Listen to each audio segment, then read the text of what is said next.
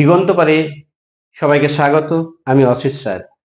আজকে একাদশ শ্রেণী শিক্ষা বিজ্ঞান বিষয়ের একটা টপিক নিয়ে আলোচনা করব, যা হলো সাইকোলজি বা মনোবিজ্ঞান। এখন এই মনোবিজ্ঞান শব্দটার সঙ্গে আমাদের প্রথমে কিন্তু পরিচিতি ঘটাতে হবে যে মনোবিজ্ঞান কি। এই মনোবিজ্ঞান শব্দটা বেশি দিনের কিন্তু নয়, অর্থাৎ প্রাচীন কালে এই মনোবিজ্ঞান শব্দটার ব্যবহার ছিল না। মনোবিজ্ঞান এই বিষয়টি একটি নবীন বিষয় বলা যেতে পারে। কেন? প্রাচীনকালে যখন মানুষ বনে জঙ্গলে থাকতো, আদিম মানুষেরা তারা তখন পশুদের মতোই বনে জঙ্গলে থাকতো, তাদের মতোই আচার আচরণ করত। তাদের একমাত্র অবলম্বন ছিল কি না, জঙ্গলে ফল মূল, কখনো শিকার করে পশুর মাংস ইত্যাদি খাবার সংগ্রহ করা এবং খাওয়া। এর বেশি তারা কিন্তু কোনো কিছু চিন্তা ভাবনা করতে পারেনি। তাদের মধ্যে এই ধরনের চিন্তন শক্তি কিন্তু ছিল না, যার জন্য মনোবিজ্ঞান সেই সময়টা প্রাচীনকালে এই সময় মানুষের যে আচার আচরণ, মানুষের যে চিন্তা ভাবনা, এক্ষেত্রে কিন্তু মনোবিজ্ঞান তারা লক্ষ্য করেননি। এবং পরবর্তী পর্যায়ে এই মনোবিজ্ঞান কথাটা কিন্তু এসেছে, অর্থাৎ মানুষ ক্রমবিবর্তনের ফলে আস্তে আস্তে আস্তে আস্তে যখন হোমোসেপিয়েন্স এই পর্যায়ে মানুষ যখন এলো, অর্থাৎ মানুষ যখন বুদ্ধিমান মানুষ হিসেবে পরিচিত হলো, ঠিক সেই সময় থেকেই মানুষের মধ্যে কিন্তু এই মনোবিজ্ঞান যে বিষয়টা উদ্ভূত হলো। মনোবিদ, জার্মানি মনোবিদ ভুন্ড, তিনি 1879 খ্রিস্টাব্দে প্রথম একটা গবেষণাগার তৈরি করলেন এবং সেখানে মানুষের এই সব বিষয়গুলোকে নিয়ে গবেষণা করলেন। কিন্তু সময়ের পরিবর্তনের সাথে সাথে এই চিন্তাধারা, এর অর্থ, সমস্ত কিছুর কিন্তু পরিবর্তন হয়েছে এবং মনোবিজ্ঞান বলতে যা বোঝায়, তাকে যে স্বীকৃতি দেওয়া হয়েছে কোন শব্দটা, সেটা আমরা পর্যায়ক্রমিক যেভাবে পরিবর্তন হতে হতে হতে হতে তাকে স্বীকৃতি দেওয়া হয়েছে, এই বিষয়টা কিন্তু আজকে জানবো। দেখো, প্রথমেই বলি যে মনোবিজ্ঞানকে বলা হয়েছিল আত্মার বিজ্ঞান। অ্যারিস্টটল, ডেমোক্রিটাস, প্লেটো এরা বললেন মনোবিজ্ঞান মানে আত্মার বিজ্ঞান। কিন্তু যেহেতু বিজ্ঞান কথাটা ব্যবহার করা হচ্ছে, জেনে রাখা ভালো যে বিজ্ঞান সে যখন কোনো কিছুকে প্রতিস্থাপন করে, অর্থাৎ তার যে পদ্ধতিগত দিক, এই পদ্ধতিগত দিকটা হচ্ছে কি, প্রথমে পর্যবেক্ষণ, পরীক্ষণ, তারপরে সিদ্ধান্ত। যদি কোনো বিষয়ের ওপরে গবেষণা করে, কোনো বিষয়কে প্রমাণ করার চেষ্টা করে বিজ্ঞান, তাহলে সে প্রত্যক্ষণ করবে, তারপরে সেটাকে প্রত্যক্ষণ করবে, তারপরে সেটাকে গবেষণাগারে পর্যবেক্ষণ করে পরীক্ষণ করবে, তারপরে সেটাকে একটা সিদ্ধান্তে পৌঁছাবে। যদি সিদ্ধান্তে পৌঁছাতে না পারে, তাহলে সেটা প্রমাণ নয়, প্রমাণ করতে পারেনি, সে বিজ্ঞান সেটাকে স্বীকার করবে না। এই কারণে বলি যে আত্মা যে শব্দটা, এই আত্মা শব্দটা বিজ্ঞান প্রমাণ করতে পারেনি। আত্মা কি, আত্মার স্বরূপ কি, বিজ্ঞান পারেনি, একটা বিমূর্ত বিষয়টা। ফলে কি হলো, এই আত্মার বিজ্ঞান শব্দটাকে যে মনোবিজ্ঞান, এটা স্বীকৃতি দেওয়া হলো না। এরপরে ক্রমপর্যায় অনুযায়ী দ্বিতীয় পর্যায়ে যেটা এলো, সেটা হচ্ছে কি মনের বিজ্ঞান। আত্মা হলো মনের বিজ্ঞান, কিন্তু মনকেও বিজ্ঞান প্রমাণ করতে পারেনি। ফলে এক্ষেত্রেও মনের বিজ্ঞানকে স্বীকৃতি দেওয়া হয়নি যে এটাই হচ্ছে মনোবিজ্ঞান, ফলে এটাও বাদ পড়ে গেল। তৃতীয় পর্যায়ে এলো যেটা, সেটা হচ্ছে চেতনার বিজ্ঞান। চেতনাও মন, আত্মা অনুরূপভাবে আরেক জিনিস। এই চেতনা কি? চেতনার কিভাবে সৃষ্টি হয়? চেতনা দিয়ে মানে সব সময় কি বা সমস্তক্ষণ কি একটা বিষয়ের ওপরে সিদ্ধান্ত আনা যায়? না, বিজ্ঞান এর প্রমাণ করতে পারেনি, ফলে এটা বাদ পড়ে গেল। পরবর্তী পর্যায়ে বলা হলো বিজ্ঞান, অর্থাৎ আচরণের বিজ্ঞান। মনোবিজ্ঞান হলো আচরণের বিজ্ঞান। উডওয়ার্থ, জিবি ওয়াটসন, ম্যাকডুগাল এনারা বললেন যে এই মনোবিজ্ঞান হচ্ছে আচরণের বিজ্ঞান। হ্যাঁ, এটাকে স্বীকৃতি দেওয়া হলো। কেন? মানুষ তার জন্ম থেকে মৃত্যু পর্যন্ত প্রত্যেকটা মুহূর্তে চলা, বলা, হাঁটা, সমস্ত কিছুতে জীবন ধারণের জন্য অভিযোজন করা, সমস্ত কিছু বিষয়ে কিন্তু সে আচরণ করে চলে। ফলে একে বলা যেতে পারে যে মনোবিজ্ঞান হলো আচরণের বিজ্ঞান। এখন এই আচরণের বিজ্ঞান বা মনোবিজ্ঞান একে বিভিন্ন পর্যায়ে আনা হয়েছে। যেমন ধরো, প্রাকৃতিক বা প্রকৃতির বিষয়গুলোকে নিয়ে প্রকৃতিগত মনোবিজ্ঞান, শিশুকে কেন্দ্র করে তৈরি হয়েছে শিশু মনোবিজ্ঞান, শিল্পকে শিল্পশ্রয়ী বিজ্ঞান। এইভাবে বিজ্ঞানকে বিভিন্ন রূপ দেওয়া হয়েছে মনোবিজ্ঞানকে। যেমন ধরো, ছোট্ট একটা বিষয় আলোচনা করি যে শিক্ষা ক্ষেত্রেও শিশু মনোবিজ্ঞানের প্রয়োজন কেন। ধরো, একদম ছোট্ট অবস্থাতে যখন শিশুরা প্রথম তারা তাদের বিদ্যালয়ে আসে, তখন তাদের মধ্যে একটা ভীতি কাজ করে, এবং যেহেতু মা বাবা আত্মীয় পরিজনের সকলের সাথে তারা থাকে, এই জন্য আত্মরক্ষার তাগিদ তাদের সেখানেই থাকে, তারা কখনো তাদেরকে ছেড়ে আসতে চায় না।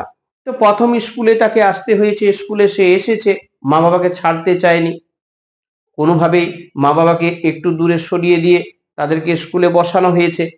তারা চিৎকার চেঁচামেচি শুরু করেছে, কান্নার রোল তুলেছে, হাও মাও করে আমি যাব, আমি থাকবো না, আমাকে মায়ের কাছে নিয়ে চলো, কেউ আমাকে বাবার কাছে নিয়ে চলো, বিভিন্ন ধরনের একটা ক্রন্দন রোল বলতে পারো, বেশ একটা হট্টগোল শুরু হয়ে যায়। এখন যিনি শিক্ষক বা শিক্ষয়িত্রী সেই ক্লাসের মধ্যে থাকবেন, তাকে কিন্তু বুঝতে হবে শিশু মনোবিজ্ঞান বিষয়টা, তা নাহলে তিনি কিন্তু তাদের শান্ত করতে পারবেন না। যেমন ধরো, প্রথমেই তিনি হয়তো কেউ একজন শিক্ষক বা শিক্ষয়িত্রী তিনি ক্লাসে এলেন, এসে যদি একদম গম্ভীর গলায় বলতো, এই তোর নাম কি, কিংবা এই কান্নাকাটি করছিস কেন, এই চুপ করে বস, তার আরো ভয় পেয়ে কান্না শুরু দেবে, আর একে অপরের দেখে তো শুরু করে দেবে। ফলে কি হচ্ছে, সেই শিক্ষক বা শিক্ষয়িত্রীকে প্রথমেই ভাবতে হবে যে এরা বাবা মার কাছ থেকে যখন এসেছে, এদের হোম সিকনেস যেটা, সেটা এদের কাটেনি, ফলে তারা কান্নাকাটি করবে।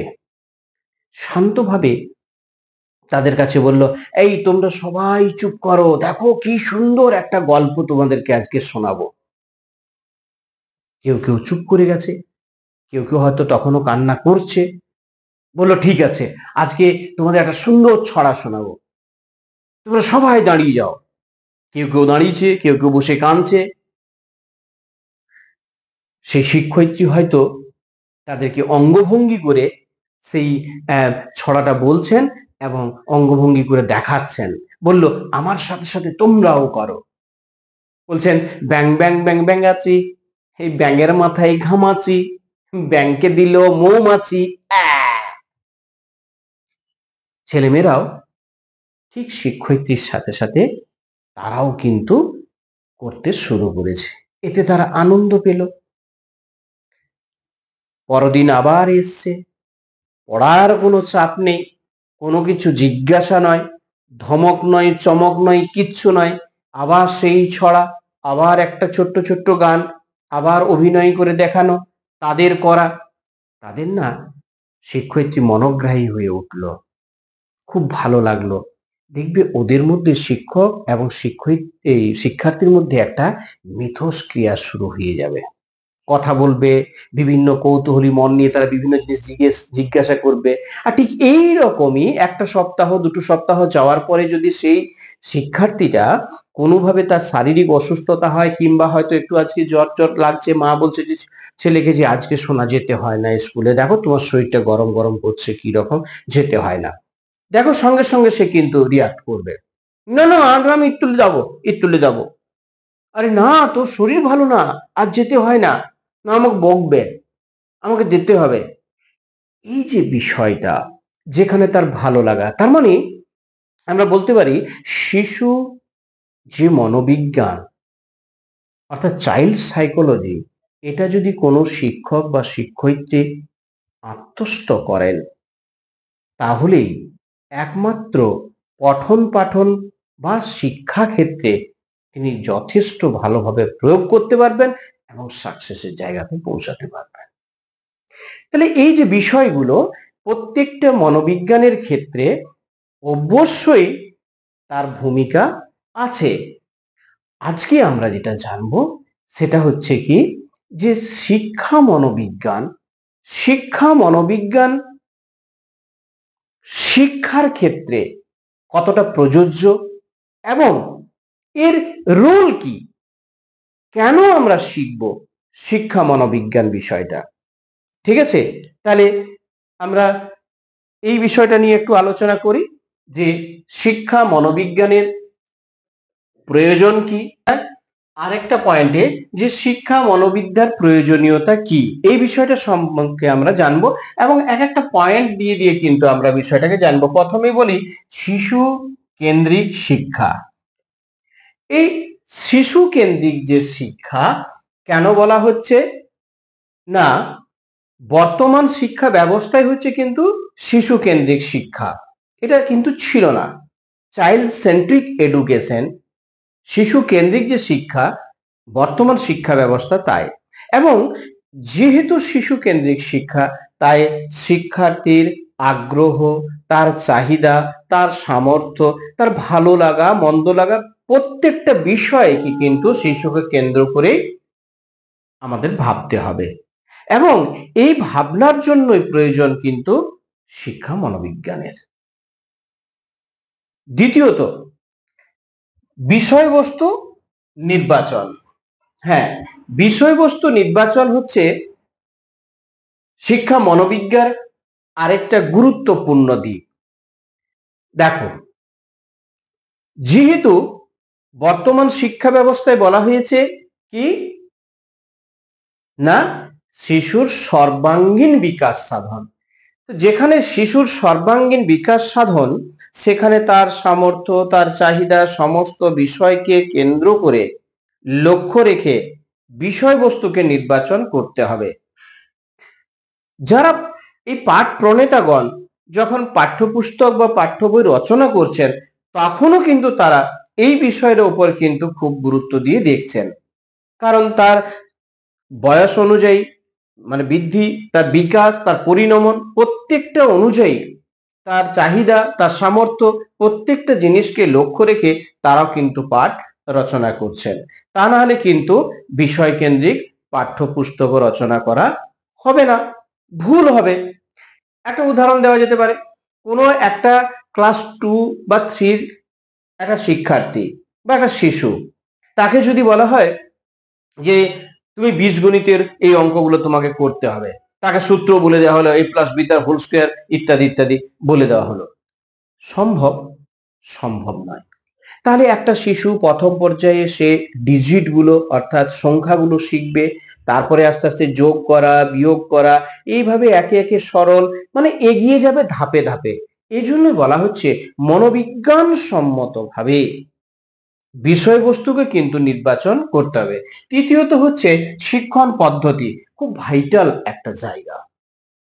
কারণ দেখো, আমরা শিক্ষণ, যারা শিক্ষা দান করছেন, এই যে পদ্ধতিটা, এটাও কিন্তু মনোবিজ্ঞান সম্মত হওয়ার দরকার।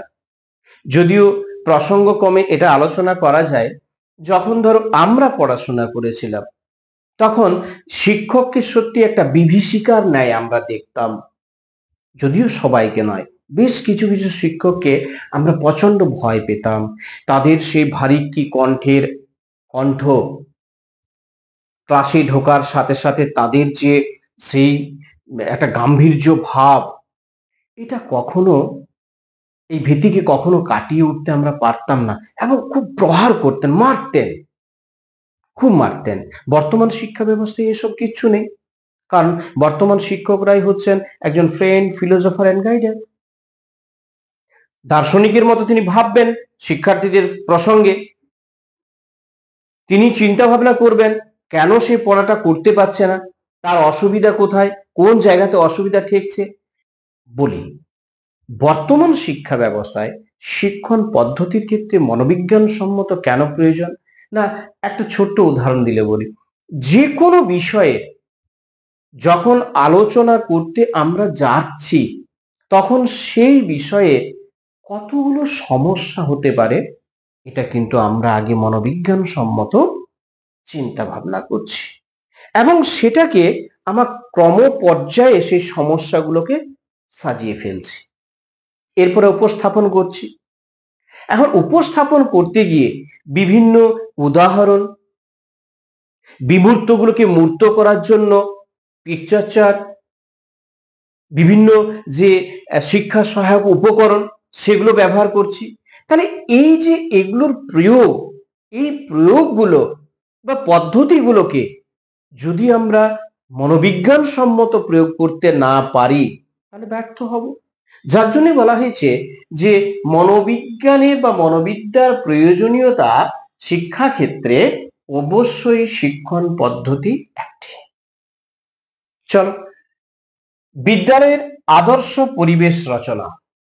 আমরা জানি যে বিদ্যালয়কে বলা হয় সমাজের ক্ষুদ্র সংস্করণ, অর্থাৎ একটা শিশু তার গৃহ পরিবেশ ছাড়াও বিদ্যালয় পরিবেশের মধ্য দিয়ে তার আচার আচরণ, মিথস্ক্রিয়া বৃদ্ধির সাথে সাথে, বিভিন্ন ধরনের আচরণের পরিবর্তনের সাথে সাথে সুষ্ঠুভাবে পরিবেশের সঙ্গে অভিযোজন করা, সমস্ত কিন্তু তাকে বিদ্যালয় থেকে সে কিন্তু শেখে। ফলে বিদ্যালয় এমন একটা পরিবেশ যেখানে শিশুরা মনোবিজ্ঞান সম্মত তাদের আচার আচরণ এগুলো শিখবে। তারপরে হচ্ছে কি, মানসিক স্বাস্থ্য সম্পর্কে জ্ঞান। অবশ্যই এটা একজন শিক্ষককেও জানা দরকার। আমরা জানি বিবেকানন্দ বলছিলেন সুস্থ দেহ সুস্থ মন, তারপরে কিন্তু শিক্ষা। এটা যদি না থাকে, বা এই শিশুদের ক্ষেত্রে যদি মনোবিজ্ঞান সম্মত তাদের যে মানসিক স্বাস্থ্যের দিকটা যদি আমরা লক্ষ্য না করি, তাহলে তাদেরকে কখনো আমরা শিক্ষা দিতে পারবো না। আমি ধরে নিলাম যে একটা শিক্ষার্থী, তার মাথার যন্ত্রণা হচ্ছে কিংবা শারীরিক সে কোনোভাবে অসুস্থ, তাহলে সে পঠন পাঠনের ক্ষেত্রে বা শিক্ষণের ক্ষেত্রে মানসিকভাবে সে প্রস্তুতি কখনো নেওয়া সম্ভব নয়। আরো অন্য কিছু হতে পারে, বাহ্যিক অনেক কিছু হতে পারে, সাংসারিক হতে পারে। তার মানে আমাদেরকে এই মানসিক স্বাস্থ্য, এটা সম্বন্ধে মনোবিজ্ঞান সম্মত। আমি ছোট গল্প বলি। এটা আমি দেখছিলাম একটা জায়গাতে, বেশ সুন্দর, আমার ভালো লেগেছে। যে একটা শিক্ষার্থী না প্রতিদিন লেট করে আসতো স্কুলে, এবং মাস্টারমশাই কিছু না জিজ্ঞেস করলো, তুই আজকে দেরি করে এসেছিস কেন, এদিকে আয়, এদিকে আয়। দিয়ে না তাকে একটা লাঠি দিয়ে খুব হাতে হাতে মারলেন, খুব মারলেন। ছেলেটা নীরবে গিয়ে আবার বসলো, পড়াশোনা করলো, আবার ছুটি হলো, চলে গেল। প্রায় প্রতিদিন 10 মিনিট 15 মিনিট এইভাবে সে দেরি করে আসে, এবং এমন ভাবে ছেলেটাও অভ্যস্ত হয়ে গেল যে আমার দেরি করেছি মানে স্যার তো আমাকে মারবে। সে কিন্তু শাস্তির জন্য হাতটা পেতে দিত।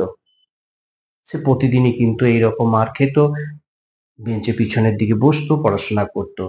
একদিন প্রাতঃকালে অর্থাৎ সকাল বেলায় স্যার যখন হাঁটতে বেরিয়েছেন, তখন লক্ষ্য করছেন যে ওই ছেলেটা একটা সাইকেলে হন্তদন্ত হয়ে বাড়ি বাড়িতে গিয়ে ছুঁড়ে ছুঁড়ে, বা কখনো তা কারো দরজা ঠেলে গিয়ে খবরের কাগজগুলোকে সে বিতরণ করছে এবং ছুটছে।